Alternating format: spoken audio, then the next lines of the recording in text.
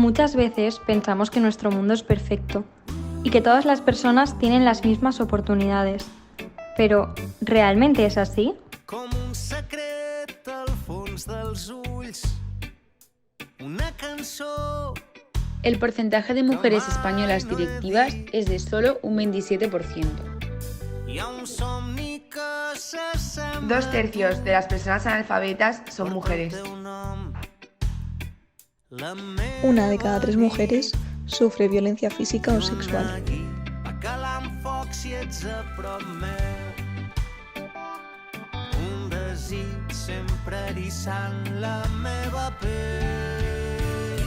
Si sabessis un En España conviven más de 40 culturas.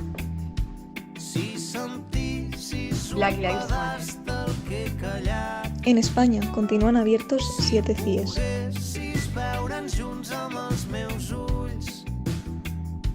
Si sentissis un pedaç del que he callat. El 90% de niños y niñas con diversidad funcional no va a clase. Però hi ha una veu que em diu. La tasa de empleo. En personas con diversidad funcional, 23,4%.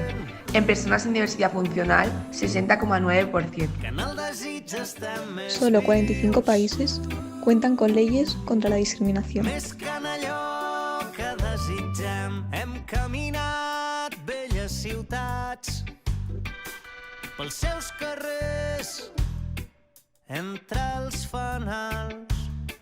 2.000 niños mueren cada día a causa de pobreza. Inventat les nostres mans. 805 millones de personas pasan hambre. Un matillat. Más de 1.300 millones de personas viven con $1,25 al día. Un desig sempre eriçant la meva pell.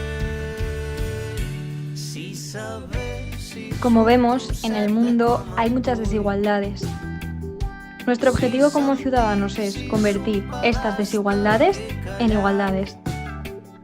Si poguessis veure'ns junts amb